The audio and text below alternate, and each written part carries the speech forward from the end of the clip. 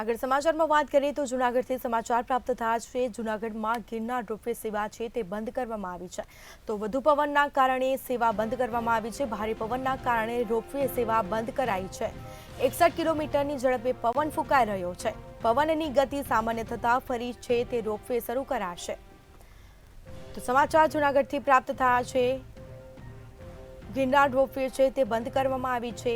ભારે પવનના કારણે રોપવે સેવા બંધ કરાઈ છે।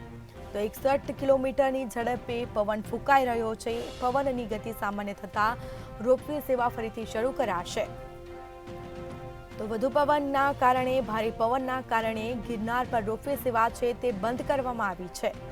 ભારે પવનના કારણે રોપવે સેવા બંધ કરાઈ છે। પવનની ગતિ સામાન્ય થતાં જ ફરી રોપવે સેવા ચાલુ કરવામાં આવશે। 61 કિલોમીટરની ઝડપે પવન ફૂંકાઈ રહ્યો છે। તો જૂનાગઢમાં ગિરનાર રોપવે સેવા બંધ કરવામાં આવી છે। ભારે પવનના કારણે આ નિર્ણય કરવામાં આવ્યો છે। તો પવનની ગતિ સામાન્ય થતાં ફરી રોપવે સેવા શરૂ કરાશે। વધુ વિગતો સાથે સંવાદદાતા અમર બખાઈ ફોન લાઈન પર જોડાઈ ગયા છે। જી, જૂનાગઢમાં ભારે પવનના કારણે રોપવે સેવા બંધ કરવામાં આવી છે, શું માહિતી? બિલકુલ, આજે ફરીથી જે રીતે ભારે પવનના લીધે ગિરનાર રોપવે સેવા છે તે બંધ કરવાની ફરજ પડી છે। હાલ તો ગિરનાર ઉપર જે રીતે 61 કિમી પ્રતિ કલાકની ઝડપે પવન છે તે ફૂંકાઈ રહ્યો છે અને જેના લીધે રોપવે સેવા બંધ કરવામાં આવી છે।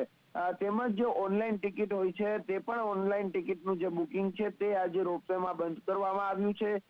જ્યારે પણ જે પવનની ગતિ ધીમી પડશે બાદમાં જે રોપવે છે તે ફરી શરૂ કરાશે। હાલ ગિરનાર પર્વત ઉપર પણ ભારે પવન ફૂંકાઈ રહ્યો છે, જેથી પ્રવાસીઓ પણ મુશ્કેલીનો સામનો કરી રહ્યા છે। જી, તમામ જાણકારી આપવા બદલ આપનો આભાર। તો જૂનાગઢમાં રોપવે સેવા બંધ કરવામાં આવી છે। વધુ પવનના કારણે આ સેવા છે રોપવે સેવા તે બંધ કરવામાં આવી છે। તો પવનની ગતિ સામાન્ય થતાં જ રોપવે સેવા ફરી શરૂ કરાશે। તો ભારે પવનના કારણે રોપવે સેવા બંધ કરવામાં આવી છે। તો બીજી તરફ પવનની ગતિ સામાન્ય થતાં જ ફરી રોપવે સેવા શરૂ કરાશે।